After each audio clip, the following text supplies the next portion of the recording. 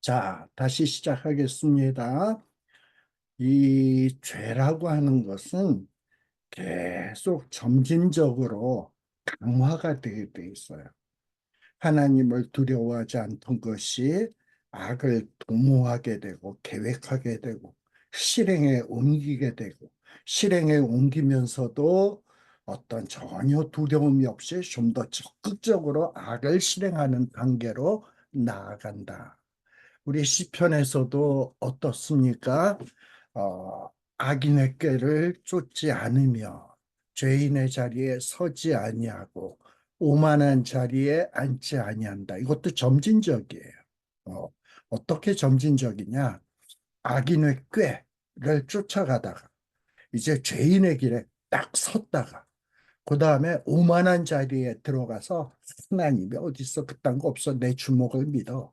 그러면서 오만한 자의 자리까지 나아가는 이런 모습을 띠게 돼 있는데 이런 모습이 여기 이 시편 36편 이 앞부분 첫 번째 파트 부분에서도 잘 드러나고 있다라는 것을 말씀을 드렸습니다. 자, 그러면 아기는 그렇고 여호와는 어떤 분인가 하는 것이 시편 36편 5절 6절에서 기록되고 있는데 시편 36편 5절에 보면 여호와여 주의 인자하심이 하늘에 있고 주의 성실하심이 공중에 사무쳤다. 모를 말이 하나도 없죠. 자, 이 구절에서는 악인의 성품과 정반대적으로 대비가 되는 하나님의 품성이 묘사되고 있음을 발견할 수 있습니다. 특별히 여기에 보면 주의 인자하심, 제가 앞서도 얘기했습니다만 이 인자라는 말은 히브리어로 헤세드라고 했어요. 보통 이내라고도 번역되는 말이고요. 그러니까 일종의 하나님이 약속한 것을 하나님은 지키신다 이 말이야. 악인은 거짓이죠. 약속을 해놓고서도 거짓말로 약속을 했기 때문에 안 지켜. 근데 하나님은 약속했으면 반드시 지켜. 어. 그리고 그렇게 하나님은 약속에 충성하세요. 하나님은 우리를 사랑하기로 약속을 했으면 그 사랑에 대해서 실패하는 법이 없어. 그래서 영어 성경에서는 이거를 unfailing love라고 기록되어 있다라고 얘기했죠. 근데 이렇게 하나님의 인자하심, 하나님의 실패치 않는 그 사랑이 하늘에 있다. 하늘에 있다라는 말은 사람이 상상할 수 있는 가장 높은 곳이 하늘이거든요. 근데 그 하나님의 unfailing love가 그 하늘에 비견할 만큼 시고하게 높다라는 거예요. 하나님의 그 충성은 뭐 말로 상상할 수 없이 없을 만큼 높고 시고하다. 어, 하나님의 그 실패치 않는 사랑은 너무나도 높고 기가 막히다라는 것이 주의 인자하심이 하늘에 있고 주의 성실하심. 여기 이 성실하다라는 말은 히브리어로 에무나라고 써 있어요. 제가 히브리어로 안 썼고 한글로 써놓은 것은 뭐 히브리어로 써놓으면 여러분들은 잘 모르잖아. 근데 발음은 에무나라고 발음할 수 있는 말입니다. 근데 이 성실하심, 에무나라는 말은 여러 가지로 번역될 수 있는데 어떤 말이냐?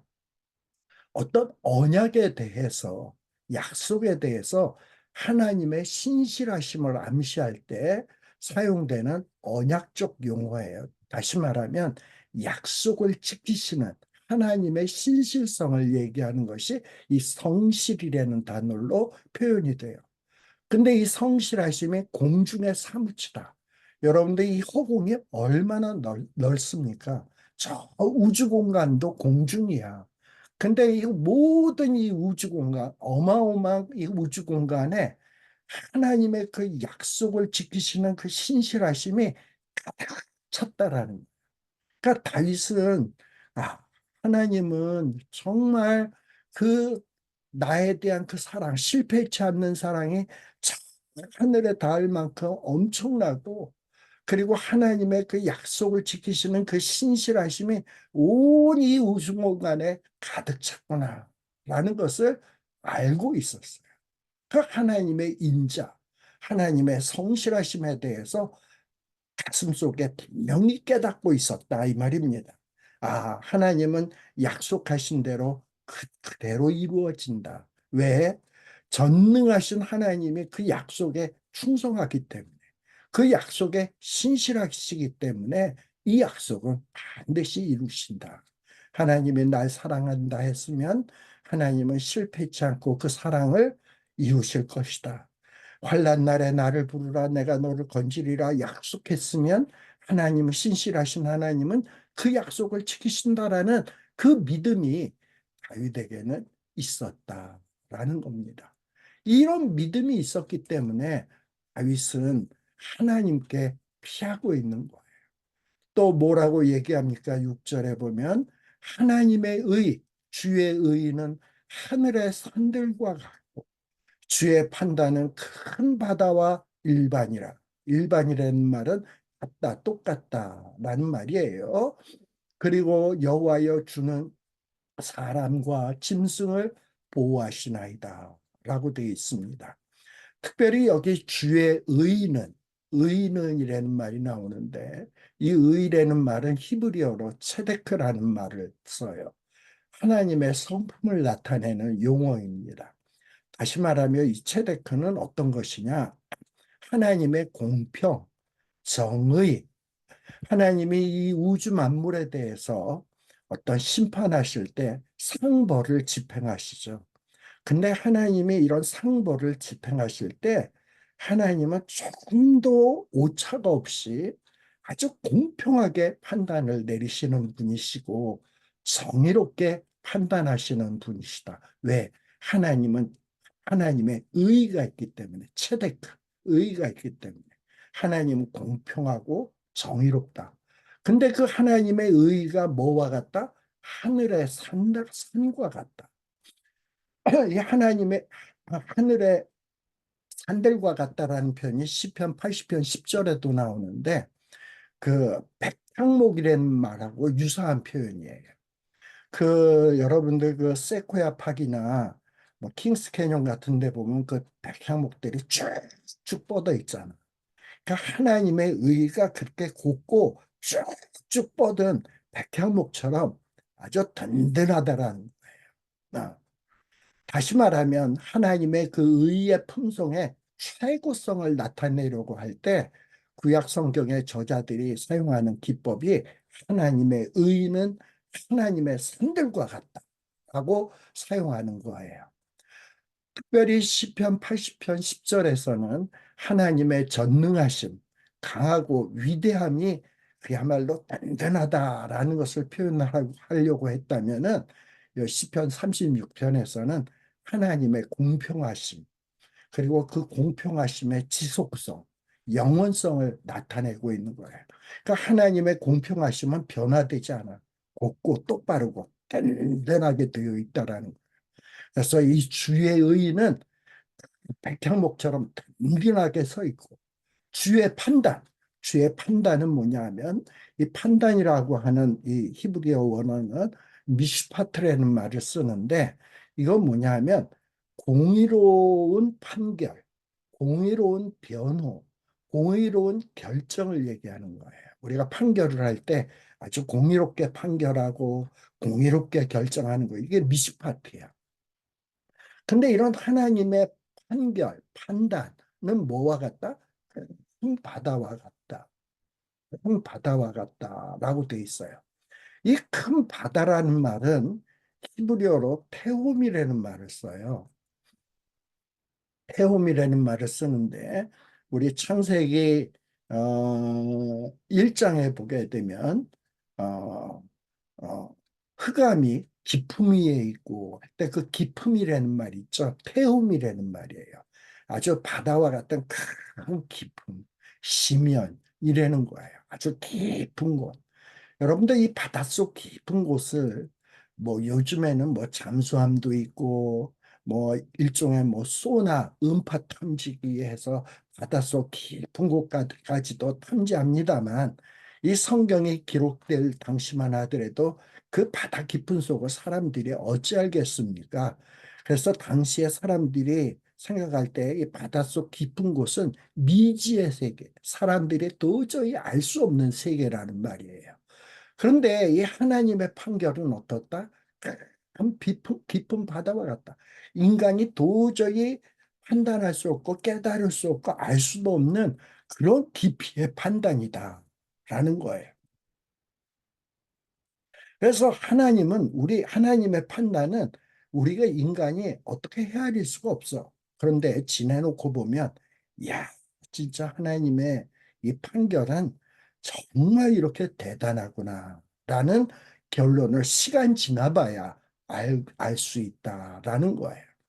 근데 다윗은 뭘 깨달아 알았냐? 아, 우리 앞에서도 봤지만 하나님의 하나님의 공평과 정의는 백향목처럼 쭉쭉 뻗었고 기가 막히고 그 하나님의 판단은 우리 인간이 도저히 헤아릴 수 없는 그 깊은 바다와 똑같다. 아, 근데 하나님의 그 의와 그 판단으로서 하나님을 뭐 하신다? 사람과 짐승을 보호한다라는 거예요.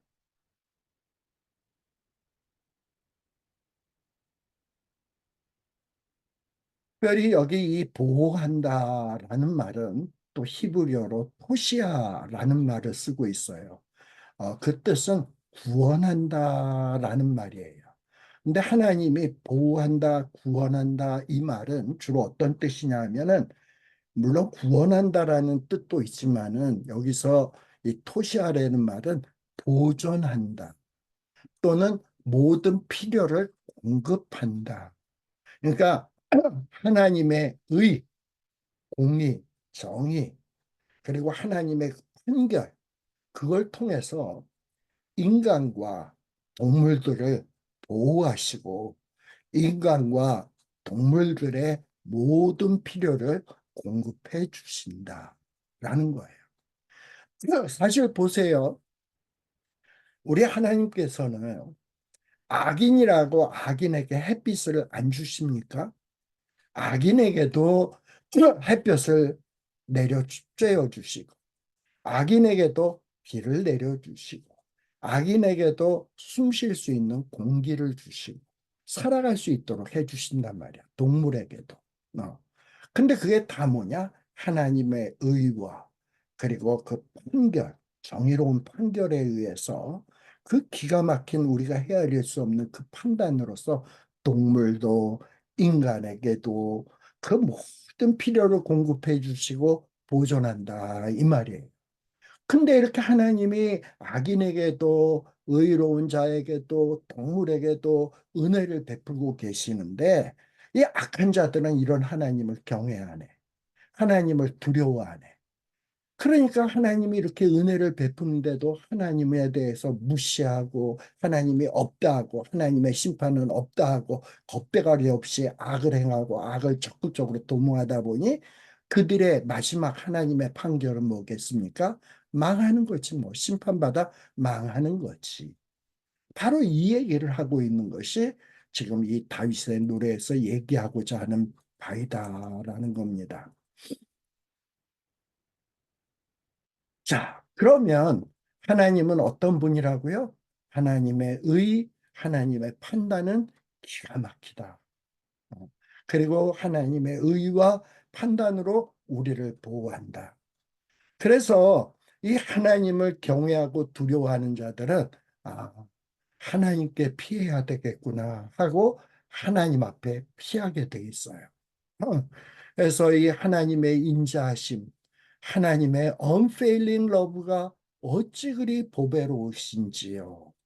여기 이 보배롭다라고 하는 말은 히브리어로 야카르라는 말을 쓰는데 이 뜻은 어떤 뜻이냐? 아주 훌륭하다, 진귀하다, 가치 있다, 값비싸다라는 거예요. 어떤 것과 비교할 수 없을 정도로 가치가 있다라는 것이 뭐냐면 이 보배롭다라는 말이에요.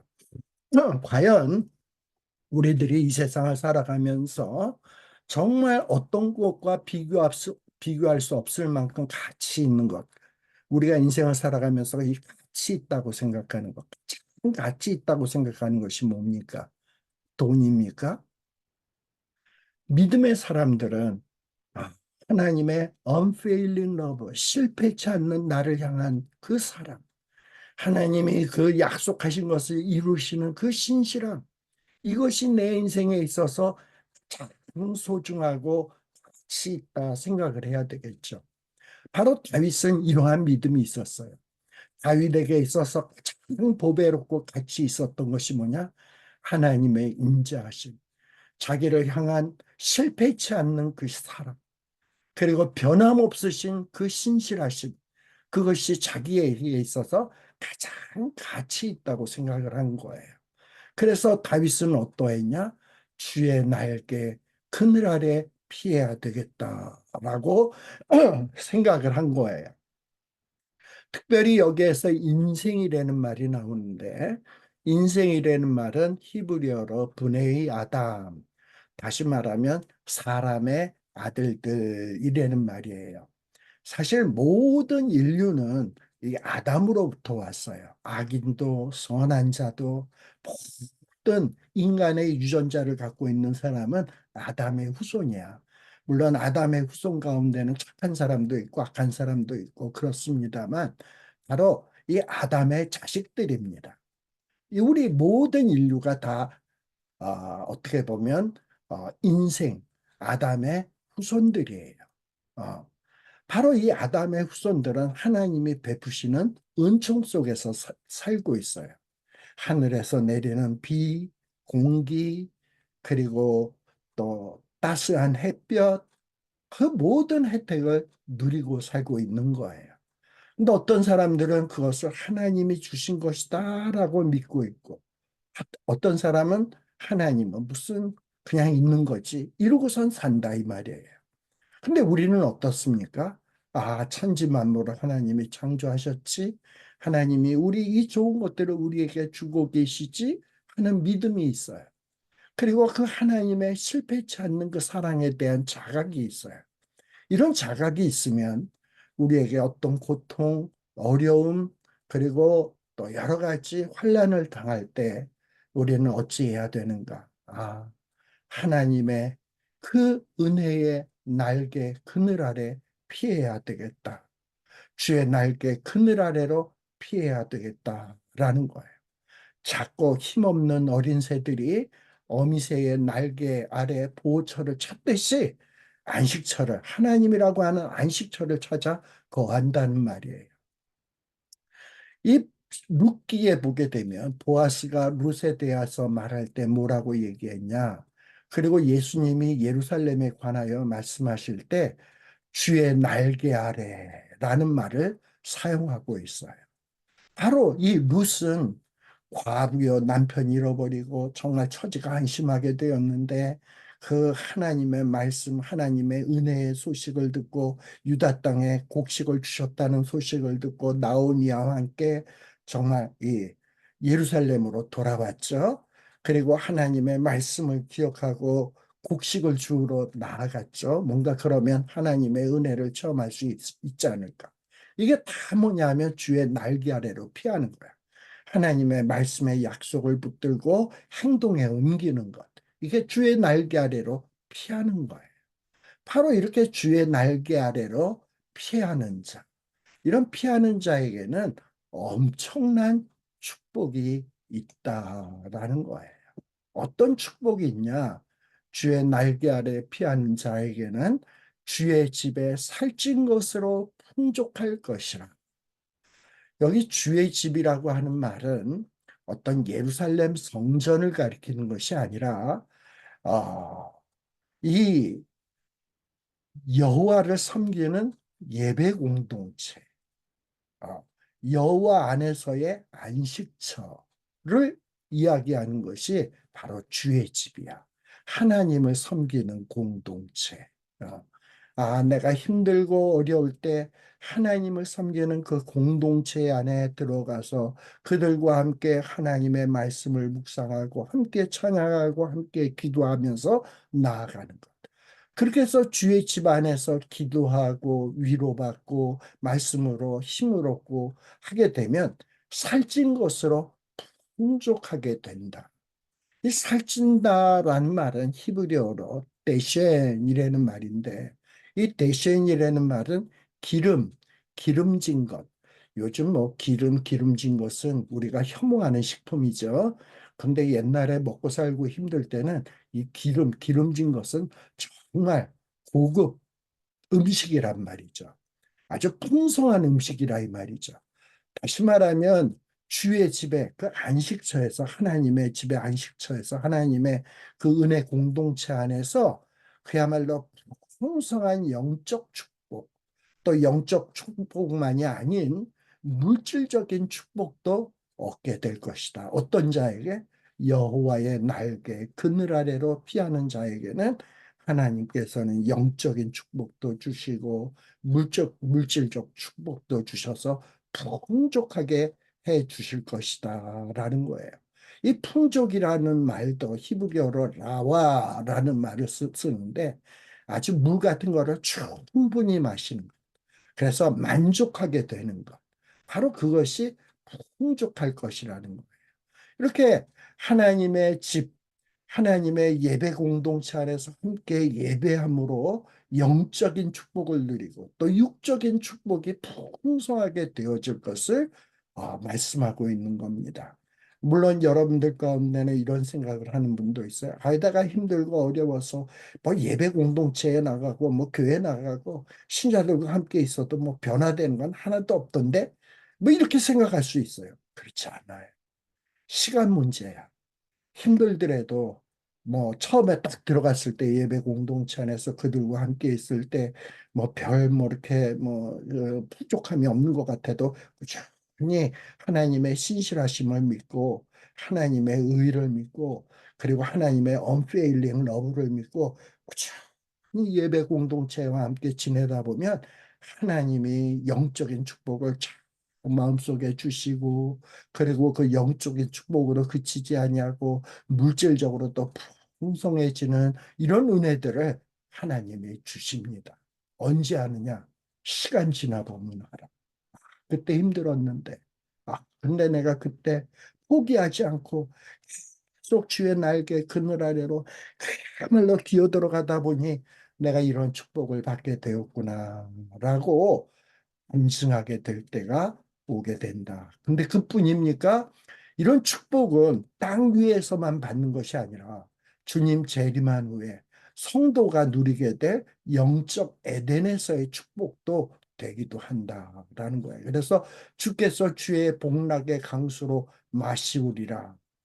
나중에 예수님이 재림하게 되면 생명수가 쏟아져 나온다 그랬어요. 그래서 그 생명수가 쏟아져 흘러가다 보면 사막에 꽃이 피고 그리고 메말랐던 풀들이 다시 살아나고 모든 정말 갈급했던 것들이 다시 솟게 되는 놀라운 축복이 있게 돼요. 에스겔서에 보면 나오지 않습니까? 저 예루살렘에서부터 제단에서부터 물이 흘러나오는데 처음에는 발목에 차고 무릎에 차고 그러면서 그 물이 흘러가는데 물이 흘러갈 때마다 주변에 있는 것들이 막 꽃이 피고 솟게 되는 이런 환상을 보지 않습니까? 이게 마지막에 이루어질 어떤 종말론적인 축복을 보여주고 있는 거거든요. 그래서 우리가 시간 지나 보면 깨닫게 돼 있어. 아니, 나중에 천국 가보면 확실하게 깨닫게 돼 있어. 내가 포기하지 아니하고 하나님께 피했더니 이런 축복이 내게 주어지는구나 라는 것을 깨닫게 된다. 바로 다윗은 이 하나님의 인자하심이 너무너무 가치 있다는 것을 깨닫고 하나님의 날개 아래 피할 때 하나님의 집에서 영적, 물질적으로 풍족하게 해 주실 뿐만 아니라 복락의 강수로 나를 소송시킬 것을 충분히 만족하게 소송시켜 줄 것을 확신을 했다 이 말입니다. 우리에게도 이와 같은 믿음이 있어야 된다. 또 다윗은 뭐라고 이야기하냐? 생명의 원천이 누구에게 있다? 생명의 원천은 주께 있다. 여기 생명의 원천이라는 말은 끝나거나 어떤 다함이 없는 생명의 근원을 이야기하는 거예요. 어떤 물줄기가 근원에서부터 흘러나오기 시작하듯이 모든 인간 및 생물의 기원은 하나님이에요. 생명의 기원은 하나님이에요. 그리고 그 하나님으로부터 그 생명이 흘러나오게 돼 있어. 그래서 이 생명의 근원이 하나님인 것을 모르고 사는 사람들의 삶은 무가치할 뿐입니다. 근데 다윗은 뭘 알았냐? 모든 생명의 근원은 하나님께 있다. 그리고 이렇게 하나님께 의지하다 보면 주의 광명 중에 우리가 광명을 보리이다 라고 되어 있는데, 여기 주의 광명 중에 광명을 보리이다라는 말은 어떤 뜻이냐면, 이 주의 광명할 때 나오는 광명, 이거는 하나님의 얼굴의 광채야. 우리 민수기에 보면 제사장들이 하나님의 얼굴이 너희에게 향하사 하나님의 얼굴의 빛이 너희를 향하사 너희에게 복 주시기를 원하노라 했잖아요. 하나님이 자기 백성들에게 외면하지 아니하고 하나님의 얼굴이 백성들을 향하여 그 광채를 발하시는 거예요. 바로 이게 하나님의 광명이에요. 하나님의 은총과 사랑, 하나님의 얼굴이 우리를 향해서 하나님의 은총과 사랑을 베푸시는 거예요. 그러다 보면 우리가 광명을 본다. 라는 말은 뭐냐면, 후자의 광명은 뭐냐면 사는 것 자체예요. 어떤 삶이냐? 아주 만족스러운 삶, 풍성한 삶, 영원한 삶을 의미하는 겁니다. 다시 말하면 하나님이 우리에게 얼굴을 향하시어서 은총과 사랑을 막 베푸셔. 그래서 하나님의 은총과 사랑을 체험하는 자들은 그 은총과 사랑 때문에 삶 속에서 풍성하고 그리고 만족스러운 삶을 살게 된다는 거예요. 하나님의 얼굴빛이 내게 비치니까 내가 이 세상을 살아가면서 이런 풍성한 삶, 만족스러운 삶, 이런 광명의 삶을 내 눈으로 직접 목도하게 되네요. 생명의 원천이 하나님께 있네요. 하나님의 얼굴빛을 항상 내게 향해 주세요. 그럼 내가 이 땅에 살아가면서 정말 광명의 삶, 만족의 삶, 풍족의 삶을 내가 경험할 수 있습니다. 라는 고백이 바로 이 구절입니다. 이러니 우리가 어찌 하나님께 피하지 않고 배기겠습니까? 이 사실을 아는 자는 주의 날개 그늘 아래로 피해야 되겠구나 라는 생각을 끊임없이 하게 된다라는 겁니다.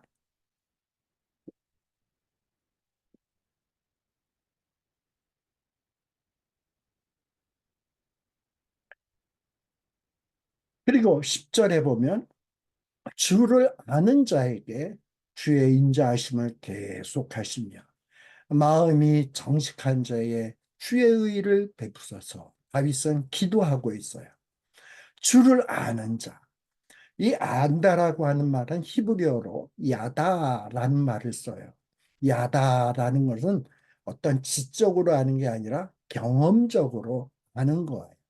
하나님의 약속을 믿었어. 그리고 믿고 힘들더라도 그 약속을 붙들고 꾸준히 붙들고 나아갔어. 그랬더니 진짜 하나님의 약속대로 이루어졌어. 그걸 경험했어. 그 약속이 성취되는 것을 체험했다 이 말이에요. 이것이 주를 아는 자야.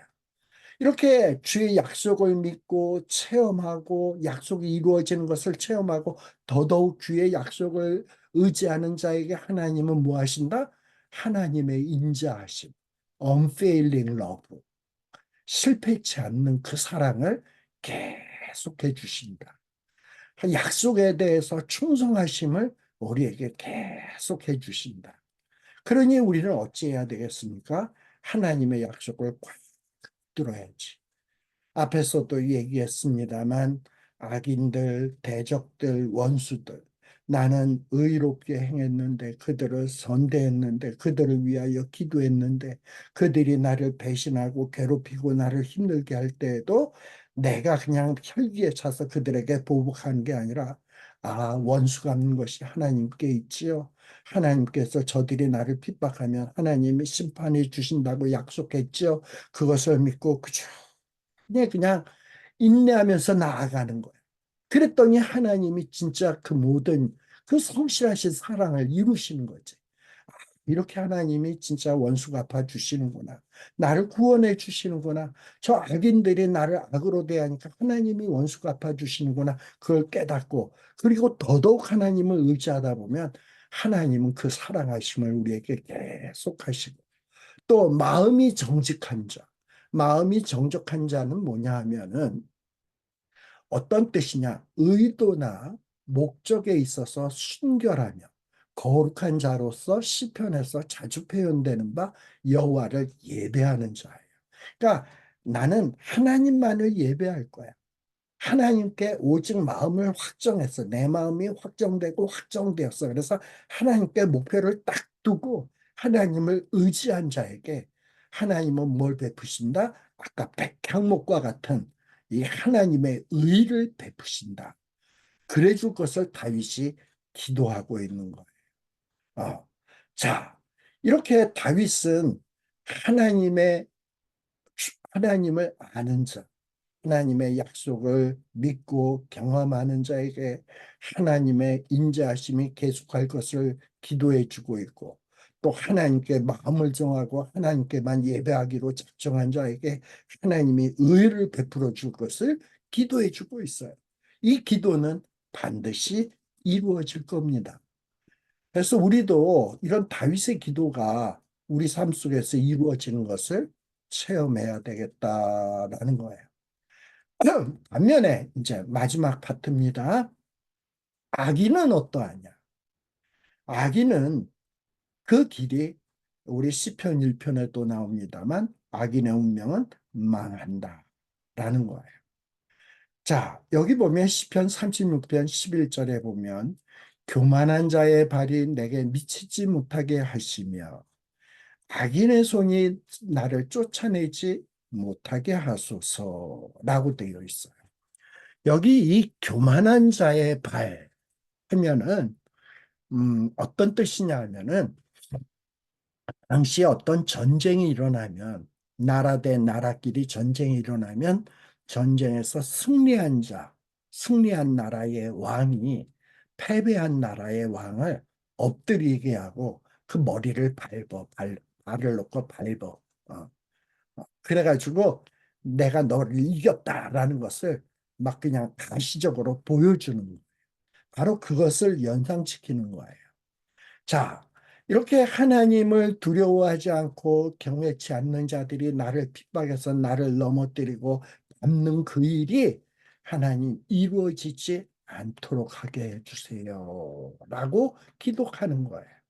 그리고 악인의 손이 나를 쫓아내지 못하게 하소서라는 것은 이 악한 자들, 하나님을 두려워하는 자들이 나의 그 안식 처소에서부터 끌어내는 것을 막아달라고 호소하는 거예요. 하나님은 이런 호소에 귀 기울이시는 분이에요. 우리가 정말 고통 속에서 작은 힘이 없어서 이제 작은 신음소리밖에 안 나와. 하나님, 저 악인들이 나를 밟으려고 하네요. 나를 이 안식처에서 끌어내려고 하네요. 이러다가는 나는 정말 절망의 구렁텅이로 떨어질 수밖에 없어요. 아이고 하나님, 아이고 하나님. 내가 주의 날개 아래, 주의 날개 그늘 아래 피할 수밖에 없네요. 도와주세요, 도와주세요 하다 보면 하나님께서는 어떻게 하냐? 그 교만한 자의 발이 내게 미치지 못하게 하시고 그 악인들의 그 강팍한 손이 그 처소에서 끌어내지 못하도록 지켜주시고 보호해 주실 것이다 라는 거예요. 그리고 하나님께서는 어떻게 하시냐? 이렇게 나를 발로 밟으려고 하는 악인, 그리고 나를 처소에서 끌어내려고 하는 그 악인들, 그 악인들을 어떻게 하냐? 넘어뜨린다. 죄악을 행하는 자가 거기 넘어졌으니 엎드러지고 다시 일어날 수 없으리이다. 여기 넘어진다라는 말은 히브리어로 노플루라는 말이에요. 근데 이 노플루라는 말을 보면은 시제가 뭘로 되어 있냐면 과거 시제로 되어 있어요. 다윗은 이 죄악을 지금 행하고 있는 자들 딱 보니까 지금은 막 나를 밟으려 하는 것 같고, 그리고 나를 안식처에서 끌어내려고 하는 것 같지만, 딱 보니까 저들의 그 망하는 것이 너무 분명해. 이건 망한 거야, 이미 이제. 그래서 이거를 과거 시제로 표현하고 있다, 이 말이에요. 다시 말하면, 나를 핍박하는 자들이 망하는 것은 완전히 정해진 사실과 다름없다. 그리고 내가 하나님, 저 교만한 자가 나를 밟지 못하게 해주세요. 저 악인들의 손이 나를 끌어내지 못하게 해주세요. 라고 기도했는데 당연히 하나님이 그렇게 해주실 것이다 라는 것이 믿음의 눈으로 보니까 너무나도 확실하다라는 거예요. 예. 그 눈앞에 그 성취가 꽉 펼쳐져 있는 그런 확신이 생겨지게 된 거예요. 이게 바로 믿음의 본질이에요. 그리고 그들이 넘어질 뿐만 아니라 어떻게 된다? 다시는 일어날 수 없다. 저 악인들이 한번 자빠지게 되면, 망하게 되면 다시는 회복될 수 없다라는 거예요.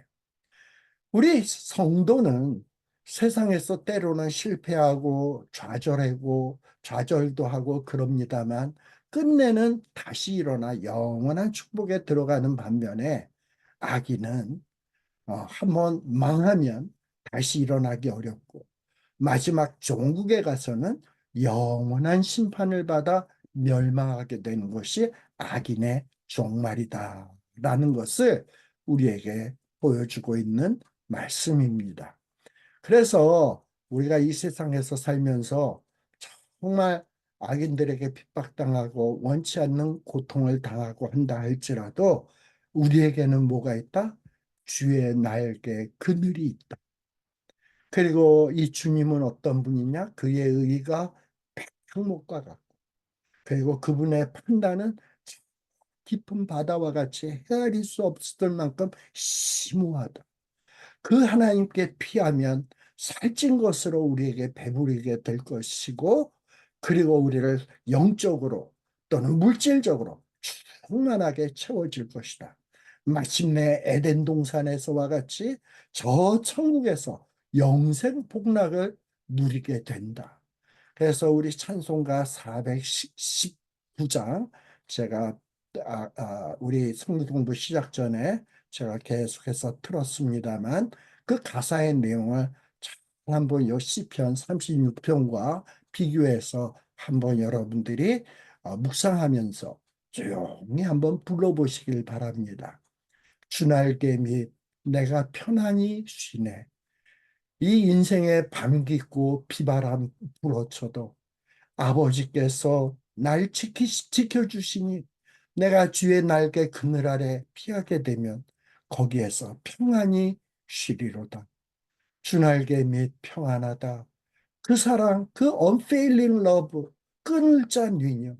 주날개 및 내 쉬는 영혼, 거기서 영원히 살리. 주날개 및 나의 피난처 되니 거기서 쉬기를 원하노라. 세상이 날 위로치 못하나 그 주날개 및 거기서 평화를 누리리라. 주날개 및 참된 기쁨이 있네. 고단한 세상길 가는 동안 나 거기 숨어 돌보심 받고 영원한 안식을 얻으리라. 주날개 및 평안하다. 그 사랑 끈을 짠 유녀. 주날개 및 내쉬는 영원 영원히 거기서 살리. 이전에는 이 찬송가 가사를 찬송가 따로 시편 따로 이렇게 따로 이렇게 분리시켜서 생각을 했었습니다만 시편 36편을 가만히 묵상하다 보니까 이 419장 찬송이 딱 떠오르더라고요. 그래서 혼자서 주 날개 밑 내가 편안히 쉬네. 밤 깊고 비바람 불어쳐도 아버지께서 날 지켜주시니 거기서 편안히 쉬리로다. 하면서 혼자서 이렇게 찬송을 부르다 보니까 이 시편 36편하고 딱 섞여지면서 마음속에 그 위로와 기쁨, 그리고 정말 하나님의 그 신실하심, 그리고 하나님의 그 인자, unfailing love를 다시 한번 깊이 묵상할 수 있게 되더라고요. 여러분들도 오늘 이렇게 같이 성경 말씀을 묵상해 봤습니다만 시편 36편을 한번 이렇게 다시 한번 쭉 읽으시고 그리고 음미하시고 그리고 집에서 시간 있을 때 그리고 힘들 때 이 419장 찬송을 한번 이렇게 쭉 불러보세요. 그리고 시편 36편의 말씀을 쭉 묵상해 보세요. 그러면 하나님의 놀라운 위로 그리고 하나님의 그 unfailing love 이거를 여러분들이 체험할 수 있을 것입니다. 바로 이것을 아는 자에게 하나님은 주의 인자하심을 계속해서 보여주신다고 했어요. 그런 자에게 하나님의 그 얼굴빛의 광채를 비춰주실 것이고 우리가 그 하나님의 얼굴빛의 그 광채의 덕택으로 광명된 삶을 우리 삶 속에서 보게 될 것입니다. 이러한 은혜를 체험할 수 있는 저와 여러분들이 되어지기를 간절히 축원합니다. 기도하겠습니다. 하나님 아버지, 우리의 인생길이 참으로 고달고 힘이 듭니다. 어떨 때는 깊은 밤, 깊고 어두운 밤이 있고 또 어떨 때는 비바람이 불어칩니다. 그럴 때마다 우리는 어찌할 바 모르고 쩔쩔매고 이러는데 이때 우리들이 이 말씀을 기억하게 하여 주시옵소서. 주 날개 그늘 아래 피하는 자는 복이 있다. 그 주의 집에 살찐 것으로 배부를 것이며 그리고 주의 충만한 은혜를 체험하게 될 것이라는 것을 더 기억하고 주 날개 아래로 피하는 자 되게 하여 주시옵소서. 그리하여 주의 날개 그늘 아래 피했을 때 우리 앞서간 믿음의 선배들이 고백한 그 찬송의 내용, 주 날개 밑 평안하다. 그 사랑 끊을 자 니녀, 주 날개 밑 내 쉬는 영혼, 영원히 거기서 살리 하는 이 가사의 내용이 나의 믿음의 고백되게 하여 주시고 나의 찬송이 되게 하여 주시옵소서. 감사드리오며 예수님 이름으로 기도드리옵나이다. 아멘. 이상으로서 오늘 성경 공부를 마치도록 하겠습니다. 수고하셨습니다. 안녕히 계세요.